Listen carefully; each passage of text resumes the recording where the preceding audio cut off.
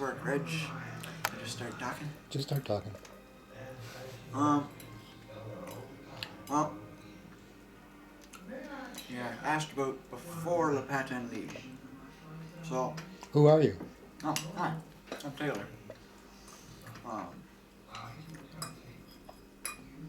I skate with the Patin Libre, and I'm currently sitting here eating some lasagna at the Cineforum.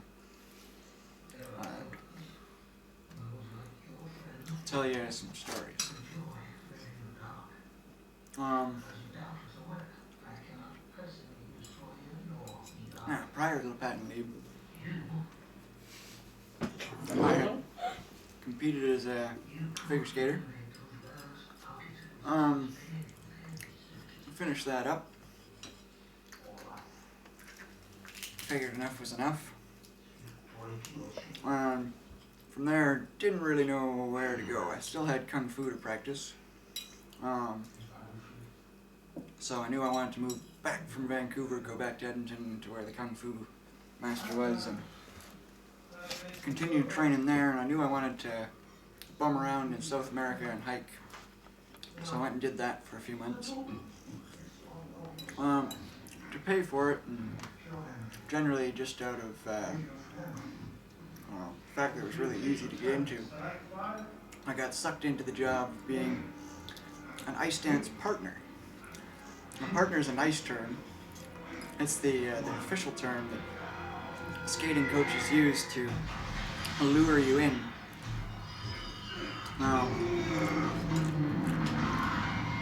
And basically you're a male skating whore. You dance for 5 minutes with every girl in the place and get paid well for it and head to the next rink to do it again. All in all, it's not a terrible job. It's a little boring. You have to say the same thing, try and pound in the same lessons to the same kids over and over again in very short amounts of time in kind of cold, shitty, frozen boxes. But all in all, I couldn't complain because they paid me for it. It served my purposes of working. One test day was all I would stick around for. Do several rinks, head for the next test day, which might be in 5 weeks or something. The kids would all have this great desire to pass their next test. It's like, I don't know, seems to be a big thing. The tests are really just some old lady that's filled out a bunch of forms for Skate Canada and paid some money. Who's now, hey Daniel, who's now considered a judge by Skate Canada. All these little girls and their parents spend maybe $10,000 a year and up to get these little sheets of paper if they successfully skate in front of this old lady in the proper pattern. And if the pattern's off a little bit, or the timing's not good, or their dress isn't pretty enough, well then they gotta do it again, and some of them do them 6 or 7 times in the same shitty dance. And think nothing about continuing to pay me $40 an hour to whiz them around the ice. So it's a weird job. It worked good. Do the 5 weeks, take off, go travel, bum around, do whatever I wanted. And then I figured, enough partnering. I want to do something new. I want to perform. I like performing.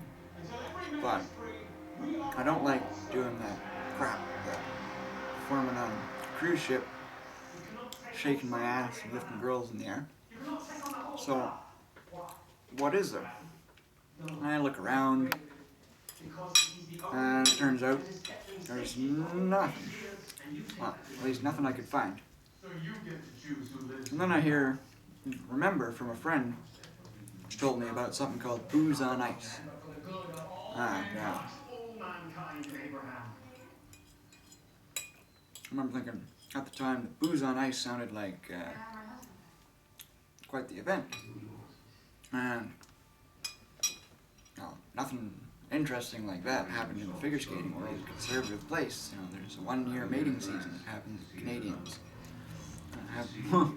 Everybody gets pissed drunk and has sex, and then they go back to training hard for the next year, and hopefully gaining placement so they can move up the sexual ladder at Canadians.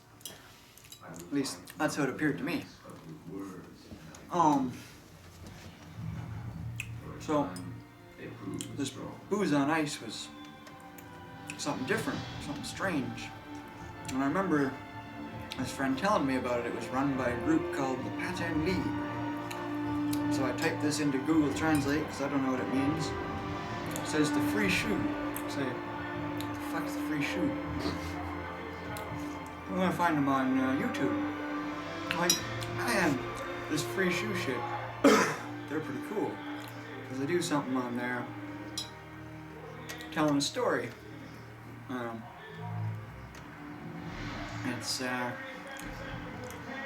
this guy in a little hockey jersey wearing figure skates, and sucking backs and shots in an imaginary bar in an ice rink with some graffiti on it, and some Mexican jumping off the boards, and a cowboy firing imaginary guns, and some Irishman with a shotgun, and I like that. And then I look at some more videos and find another one where there's this gurney being hauled out onto the ice with a couple people, and this poor long-haired hippie freak dumped in the center. He looks kind of miserable and wretched, and he's rolling around, and gets up, and all of a sudden he's powerful, and he's controlling all these people that are naked and they have fire. I like that even better. So I think, well, alright, this is the shit. I need to find these guys, the free shoe guys. And so I get a hold of them on their email. There's an email for the troop. That gets me a hold of a fellow named Alex. Alex says, yeah, cool, send me a video. Show me what you can do. Alright. Okay. What can I do? Skate? So, I try getting some videos and realize, fuck, I don't have a video camera. That was kind of tricky. I got a friend who's got a video camera. He tries sending me the footage, it doesn't work, I have to go pick it up, pain in the ass. This video sucks. But eventually, I get a video, and then the video isn't, it's kind of long, and there's a lot of boring parts where nothing's happening, so I try editing it. That was terrible, and didn't have any program to do it, so when I finished, my editing had, like this watermark right down the center of it. I thought, wow, fuck it, these guys look kind of cool, I'll have to take some shitty-ass video. Sending the video thinking, cringing as I send it, thinking, eesh, this isn't, high-quality stuff I'm sending in. These guys are probably going to turn me away, that'll suck. And the email I get back is, yeah, cool. It's good stuff. We need somebody to commit for like 3 years, though. We don't really know what we're doing. We know we're going to skate. We're likely going to be in France.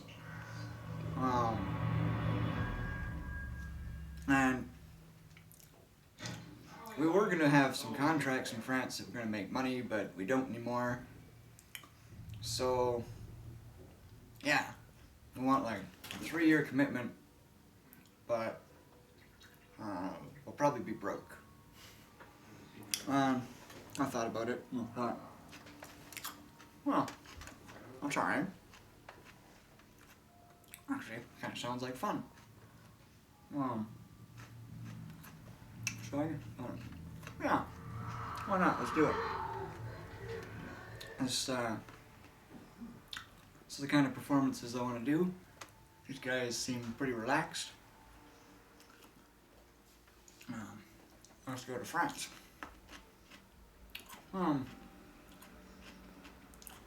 So the arrangement was,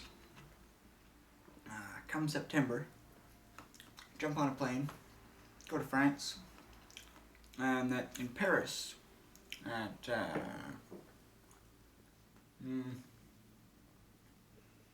think it was just outside of the Bercy metro station.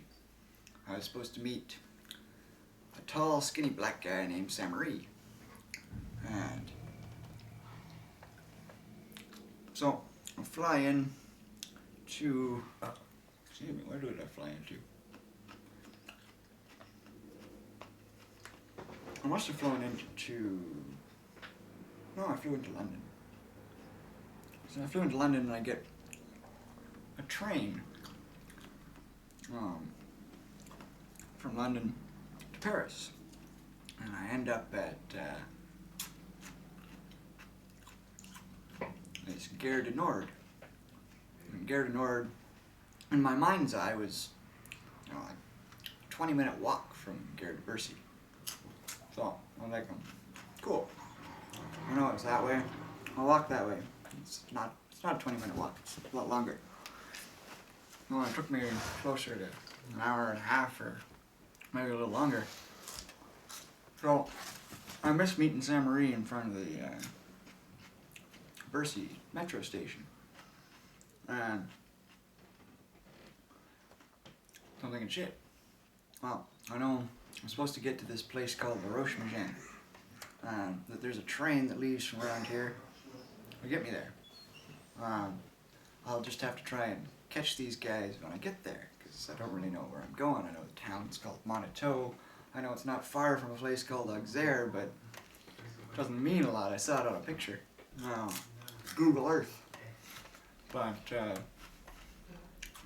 not much to go on. So, jump on the train, get to La Roche-Mignon. There's another train that's just pulled in. Tall, skinny black guy gets off, carrying a huge bunch of bags, and has some strange-looking Kevlar wrapped steel rods attached to the chain. Thinking, that must be the guy. He was ahead of me in line, and it's quite busy. These two trains are both getting off, so I can't catch up to him. I get to the bottom, and they can go both ways. I don't know which direction he's going. So most of the people seem to be going out to the right, where this parking lot is. So I go that way, and I don't see this tall, skinny black guy anymore. So I go the other way, and he's kind of standing there looking around, but as I get to this top of the stairs, he fucks off back down the other way before I can ask him if his name's Sam. And so I follow him. Just as he's getting to the end, a car pulls up, and a couple people jump out. That's just the time I catch up. And hey, Saint-Marie. He says, hey, Taylor. From there on, I was with the troop. Eventually, the troop brought us back to Montreal. In Montreal, Alex says, I've got a contract. Pays well. It's easy. It's a lot of fun. It's happening at Harbourfront in Toronto. I'm thinking Toronto. Ah, shit. I don't like Toronto. Kind of big and smelly. And there's nothing there. Saw a good show.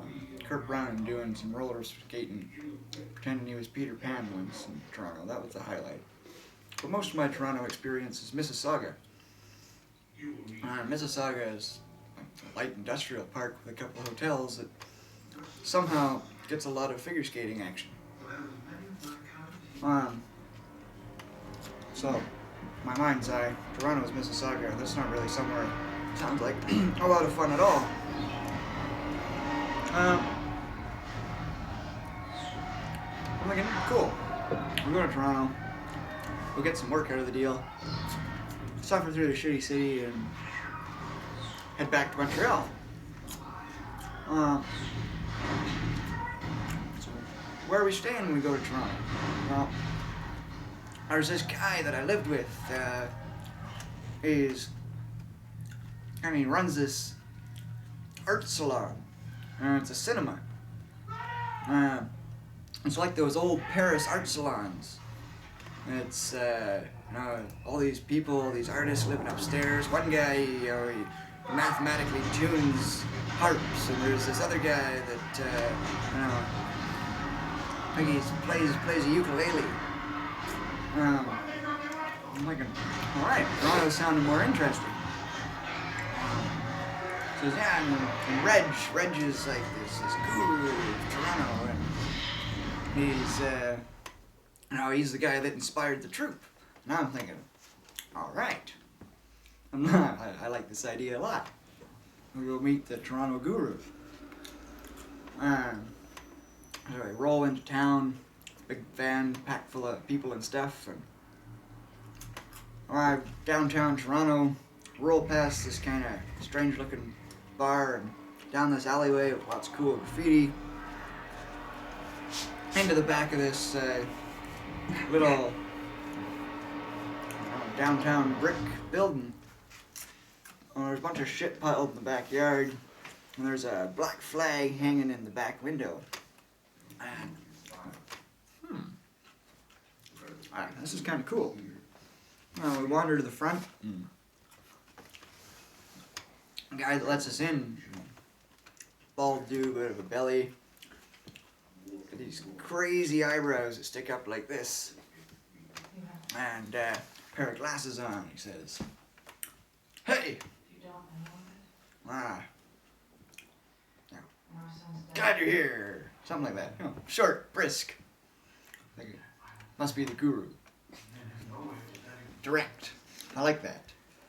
And sure enough, the guy turns out to be the one and only Reg Hart. And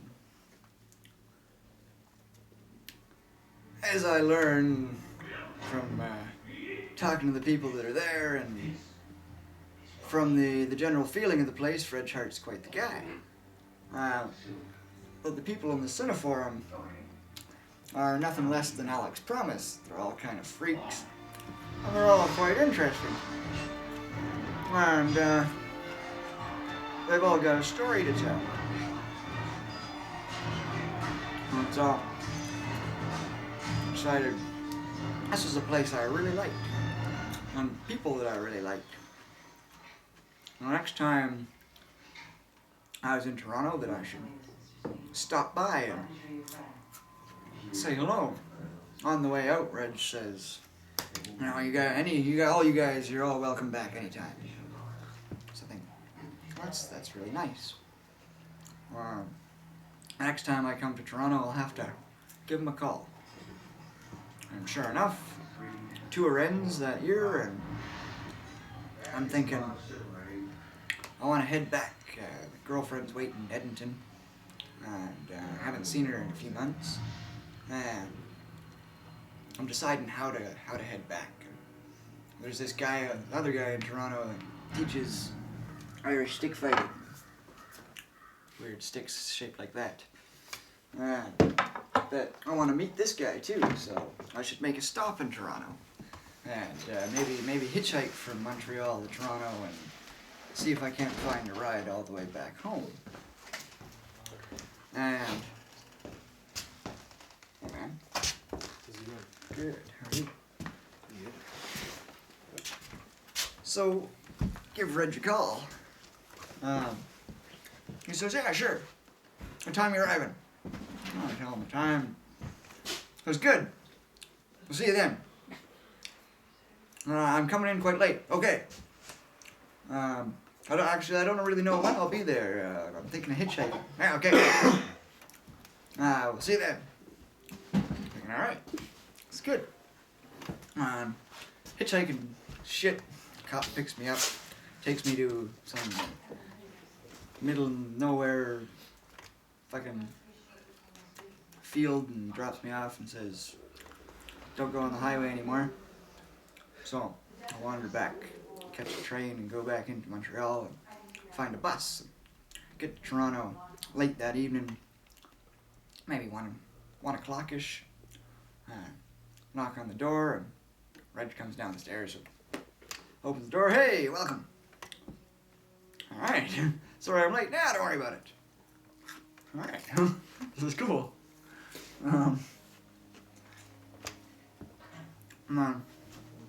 Since then, one of my favorite places to be. This time, got to come back again. I'm sitting here in the kitchen, surrounded by good friends, munching on some salad, and talking to a camera.